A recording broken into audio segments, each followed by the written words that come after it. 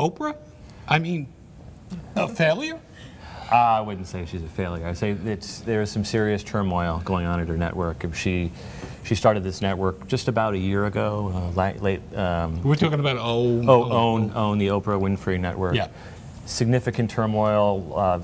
They poured about $300 million into it. Executive departures. The programming has been mixed. They just canceled the Rosie O'Donnell show, which was really supposed to be a big hit for them last Friday.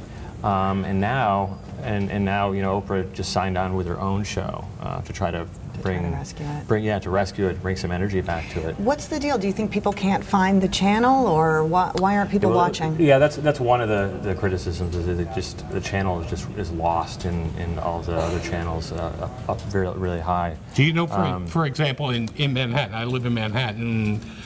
I have to confess, I don't know what number it is. It's way up there. It's deep. It's way up there. And one of the other things is that they just haven't really gotten the programming mix right. I mean, for a long time, Oprah herself resisted going on the network. She finished up her show. She came over as CEO and Chief Executive Officer back in July. When things were starting to bubble, with the turmoil was really just starting to bubble up, thinking that she would, bring her own self fully into it.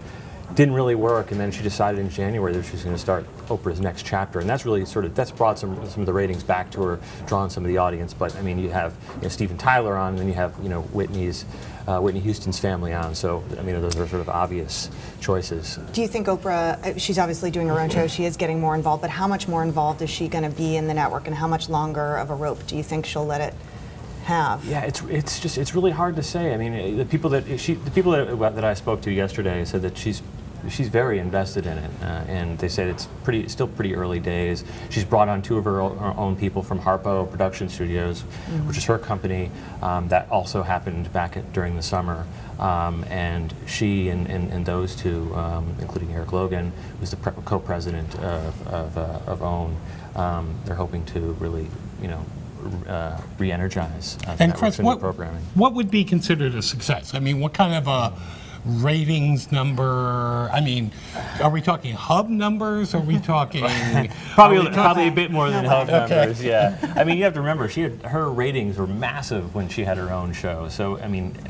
Yeah, the best syndicated show in she's television iconic. History, and yeah, it'll be hard to match that, but certainly more than I think Rosie was getting 100,000 audience, which is tiny. Right. Oprah is bigger than that, but she's, like I said, when she's on, she's been having some really powerful characters on, Whitney's family, Whitney Houston's family, and Steven Tyler.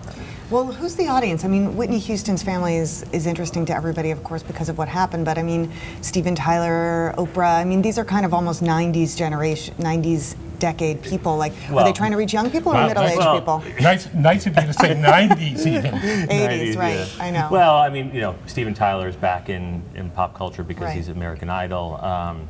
It's largely, it feeds into the older women demographic. Okay. It's Oprah's brand. It's feel good. It's learning about life. All the missteps and how to make yourself better.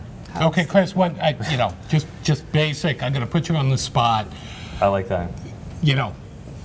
Fail, succeed. Is this? Are we on life support here? Life support. I told you I was going to put you on the spot. It's still early. You can never underestimate Oprah. You just can't. No. But it's certainly a fun drama to watch.